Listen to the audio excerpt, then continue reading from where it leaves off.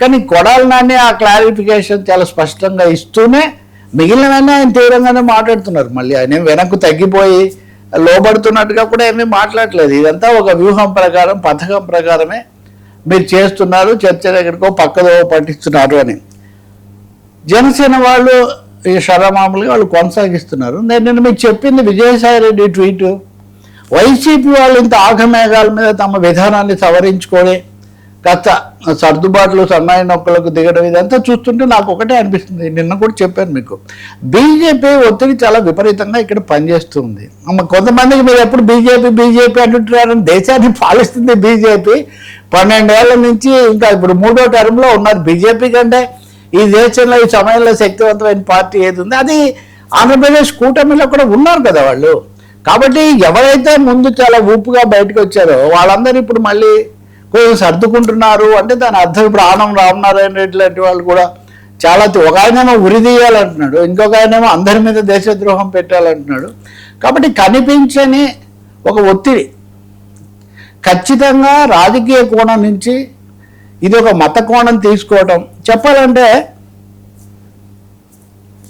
రామతీర్థం సమస్య కంటే, అంతర్వేది సమస్య కంటే, తిరుపతి లడ్డు సమస్య కంటే కూడా తీవ్రంగా ఒక విధంగా మతాలను మోహరించే ఒక భారీ ప్రయత్నం, భారీ పథకం ఇప్పుడు నడుస్తున్నట్టు మాట కనిపిస్తుంది.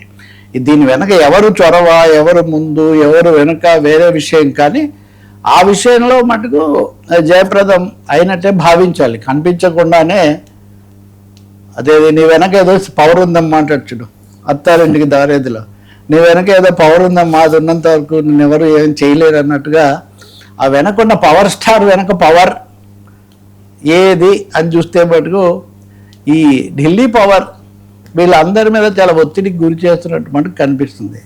నేను కోరుకునేది అయితే మత సామరస్యం, లౌకిక తత్వం, అందరు కలిసిమెలిసి బతకడం అలవాటైన దక్షిణాదిలో, అందులో తెలుగు రాష్ట్రాల్లో ఈ మత రాజకీయాలను దాన్ని మళ్ళీ కులం కూడా మేళవించి బచ్చలు ఆయన ఎవరు రావందే కులము, రావంది ఏ మత ఏ కులము, లేకపోతే ఇంకొక ఏ కులం, ఇటువైపు తవ్వుకుంటూ పోయి వాళ్ళను ఉరి తీయాలి, వీళ్ళను పాతేయాలి, ఇలాంటివి వీటి నుంచి బయటకు వస్తే చాలా మంచిది.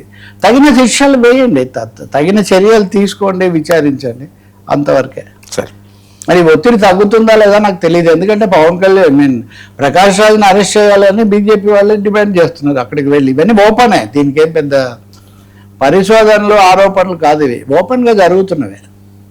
టీవీ చర్చల్లో ఎవరెవరు ఏమేమి మాట్లాడుతున్నారు, మీరు కూడా చాలా చర్చలు చేస్తుంటారు కాబట్టి they are all there to see, అవన్నీ అందరికీ కనిపిస్తూనే ఉన్నాయి. వీటిలో నుంచి కొంచెం ప్రశాంతత, ప్రజాస్వామ్యం వైపు రావాల్సిన అవసరం ఉంది.